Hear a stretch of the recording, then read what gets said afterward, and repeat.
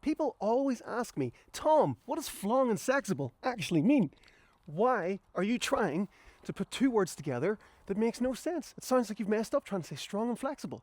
But it's not just a funny phrase. It's actually the goal, because if your body can't move properly in the first place, it doesn't matter what training you like to do, you're gonna get hurt. The problem is that most people pick a side. The strength people are obsessed with getting stronger and don't want to lose their gains. And the stretching people are obsessed with trying to loosen muscles to not feel tight. We need to have both. If your joints can't literally get into good ranges of motion, the muscles won't activate properly. And then every training session that you have is actually going to cause more issues and more pain.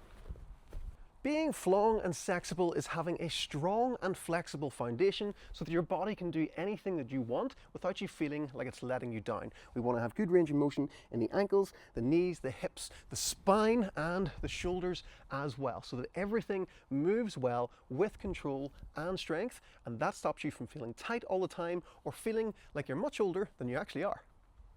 The problem with a lot of people's programs is they just ask for more deadlifts, more squats, more presses, but if your body doesn't have the range of motion to do those, your body is going to compensate. This is a workaround that's going to happen with everything that you do, and even if you feel okay during the training session, later on, knees are going to hurt, lower back is going to hurt, and the muscles are not going to feel like they've been trained properly. Before you start any kind of training program, you want to check that all of your joints are moving properly. This is what my program, the Simplistic Mobility Method, teaches. We want to check your hip external and internal rotation and look for any imbalances side to side that's going to shift your form whenever you're trying to do exercises.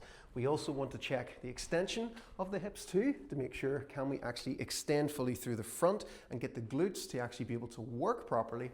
We also want to check our deep flexion too. So if you can't get into this position, into a nice long lunge and be able to drop your elbow down to the floor beside your heel like that, that's tightness in here that's going to pull your knees inwards as you squat, or it's going to cause you to round your lower back as you start to squat. That is how I picked up my initial 2 disc injuries. I was trying to squat heavy weights with really tight hips and it does not work. With the spine, you want to make sure that you can forward flex and extend as well. You want to make sure you can rotate and also rotate at slightly different angles too, with no restriction, and also lateral flexion and extension as well.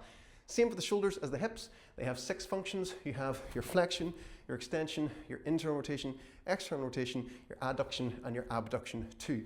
So for your hips, you want them to move really well with all of the range of motion, and you also want them to be stable too. That's why I really love the exercise that you'll see me teach a lot, the side plank march. So it's not just a case of getting super flexible, you want to also be super strong and stable as well, and that is what makes you flong and sexible.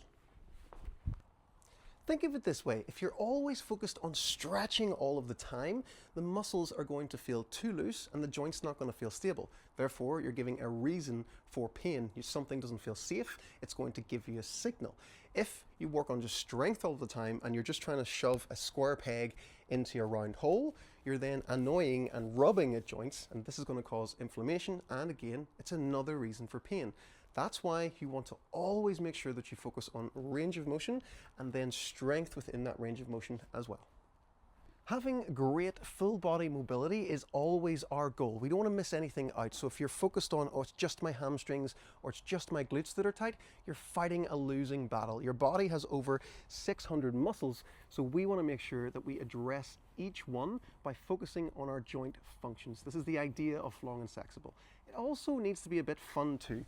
Like, I really like flong and sexible because it puts a bit of a giggle into it as well. If you're always trying to move like a robot and you forget to play, you're going to feel super stiff as well. So always keep that in mind. Flong and sexible is that everything in your body moves really well and everything feels stable as well. This is this idea of being stupid strong, which isn't how much you can lift, but it's literally, I could put your hand in any position, push down, and you would have some kind of level of strength there. If someone tried to force the knees out, you could resist. Someone tries to push them in, you can resist. You have full strength everywhere.